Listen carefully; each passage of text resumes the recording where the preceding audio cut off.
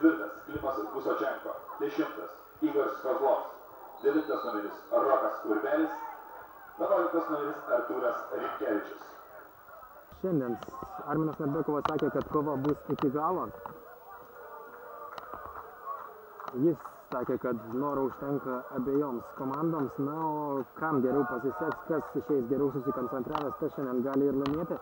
Paklaustas, ar Šiaulių komanda yra paranki, lyginant su dviejomis iki šiol įvykusiamis sezono varžybomis. Štai toks smūgis į vartus ir kamuolį į vartų tinklą siunčia Robertas Vėžiavičius.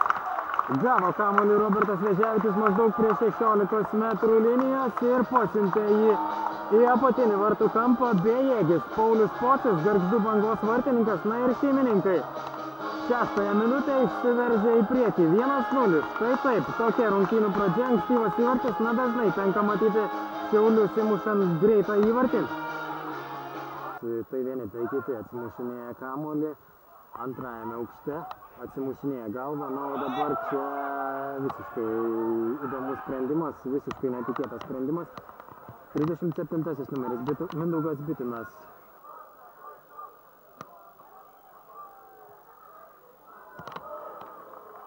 Štai toks smūgis į vartus. Kamuolys prie greta virpsto ir aplodismentai Gargždų Bangos žaidėjams.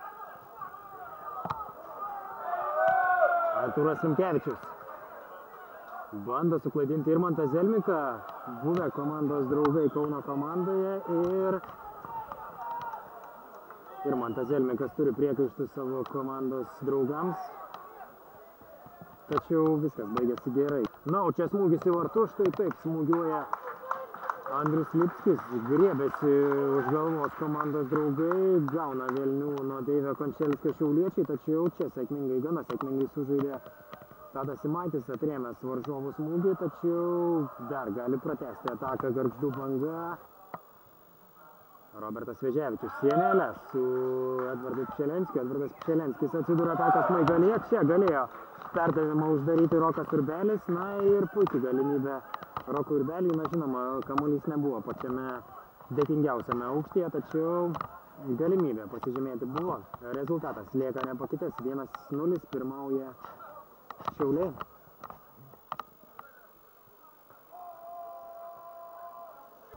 Po pertraukos Gargždų Bangos komandoje žais 88 numeris Marius Kazlauskas ir jis atrodo pakeičia 55 numerį Marijan Horužį.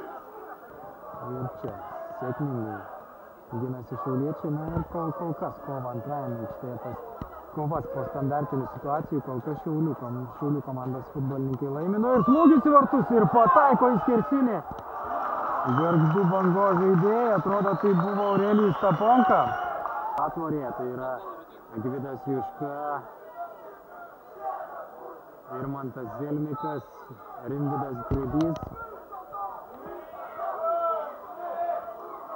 ir berods Aurelijus Staponka. Štai toks smūgis, na ir čia. Žinoma, didžiuliai aplodismentai Pauliui Pociui. Žuvenalis, na ir atrodo sustoja Žuvenalis, gana keistas sprendimas. Ir Paulius Janušauskas į baudos aikštelę apžaidžia varžovus ir skiriamas 11 metrų baudinys. Tai taip, tai gali būti lemiamas epizodas. 11 metrų baudinys skiriamas į Gargždų Bangos komandos vartus. Berods Irmantas Zelmikas dabar prasižengia. Ir atrodo geltonos kortelės šįkart nebuvo, na ir Žuvenalis. Prie 11 metrų žymos. Jo ir Pauliaus Pociaus dvikova. Na žinoma, neskuba Žuvenalis, nėra kur skubėti jam, lyginti rezultato nereikia. Žuvenalis. Aplodismentai jam, palaikoma Žuvenalis Šiauliuose. Ir štai toks įvartis, na dabar pavyksta pasižymėti Žuvenalį, Paulius Pocius atspėjo, kur skries kamuolys. Ir štai toks braziliškas šokis čia Šiauliuose, na ir Šiauliai. Ko gero jau viena koja gali išvesti pergalę.